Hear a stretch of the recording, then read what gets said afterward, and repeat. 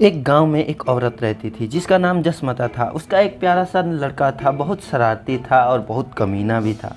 दिन भर परेशान करता था, बात नहीं मानता था और पढ़ाई में बिल्कुल नहीं ध्यान देता था। एक दिन उसकी माँ उसे समझाते हुए बोली, बेटा मैं आज जंगल जा रही हूँ, तुम अच्छे से पढ़ाई करना और कोई शरारती नहीं करना, समझे ऋषि।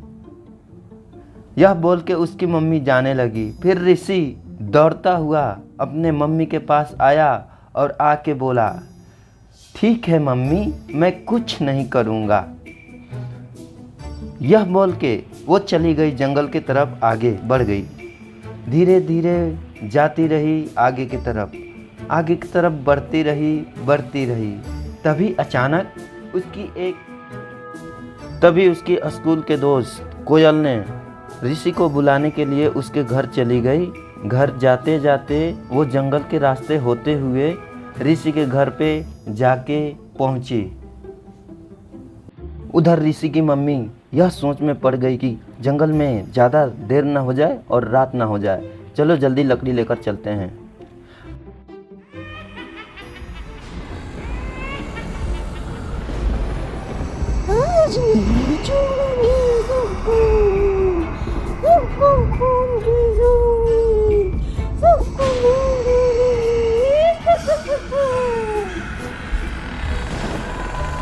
तभी अचानक ऐसे उड़ते यह चुड़ैल आगे बढ़ने लगी। अचानक ऋषि की मम्मी वहीं पे आ गई। वहीं पे आने के बाद चुड़ैल से उसकी सामना हो गया और फिर उस चुड़ैल ने ऋषि की माँ को रोक लिया और फिर बोलने लगी,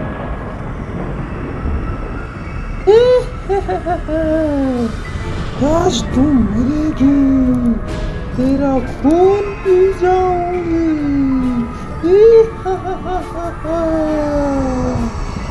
फिर ऋषि की मम्मी ने बोली कि मुझे क्यों मारना चाहती हो, मेरा एक छोटा सा बच्चा है जिसको देखने वाला कोई नहीं है, वो मुझे ढूंढ के आता ही होगा।